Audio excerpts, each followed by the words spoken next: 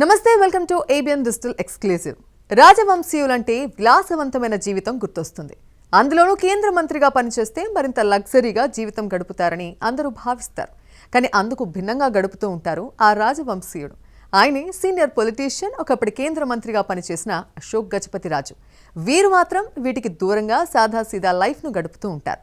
విజయనగర రాజకుటుంబానికి చెందిన అశోక్ గజపతి రాజు 7 సార్లు ఎమ్మెల్యేగా, తర్వాత ఎంపీగా, కేంద్ర పౌర విమానయాన శాఖ మంత్రిగా కూడా పనిచేశారు. కానీ ఆయన మాత్రం చాలా సాధారణంగా రైళ్లలో ప్రయాణిస్తూ ఈ తరం రాజకీయ నాయకులకి ఆదర్శంగా నిలుస్తున్నారు. తాజాగా ఆయన కుటుంబంతో కలిసి హైదరాబాద్ రైల్వే స్టేషన్లో రైలు కోసం ఎదురు చూస్తున్న ఫోటో సోషల్ మీడియాలో వైరల్గా మారింది.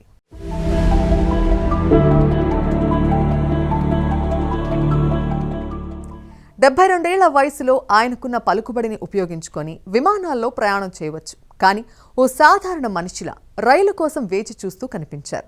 అశోక్ గజపతి రాజు నిరాడంబర జీవితం గడపడం పట్ల నెటిజన్లు కామెంట్లు చేస్తున్నారు. రాజుగారి సింప్లిసిటీకి ఇది నిదర్శనమంటూ ఫోటోను షేర్ చేస్తున్నారు. ఇక టీడీపీ అఫీషియల్ సోషల్ మీడియాలోనూ ఈ ఫోటో వైరల్ అవుతోంది. 1978లో తొలిసారిగా ఎమ్మెల్యేగా ఎన్నికైన అశోక్ గజపతి రాజు మొత్తం 7 సార్లు అసెంబ్లీ ఎన్నికల్లో విజయం సాధించారు. 1983లో తొలిసారి కేబినెట్లో స్థానం సంపాదించారు. 2014లో నరేంద్ర మోదీ ప్రభుత్వంలో కేంద్ర మంత్రిగా బాధ్యతలు చేపట్టారు. కేంద్ర పౌర విమానయాన శాఖ మంత్రిగా పనిచేసిన అశోక్ గజపతి రాజు నేరుగా విమానం దగ్గరికి కారులో వెళ్లే వెసులుబాటు ఉంది. కానీ ఏ రోజు తన పదవిని అడ్డు పెట్టుకోలేదు. ఫ్లైట్కు 2 గంటల ముందే ఎయిర్పోర్ట్కు వెళ్లి అందరితో పాటు లైన్లో నుంచునే ప్రయాణం చేశారు. రైల్లో ప్రయాణించిన సమయంలోనూ 1 గంట ముందు స్టేషన్కు వచ్చి రైలు కోసం వేచి చూస్తారు.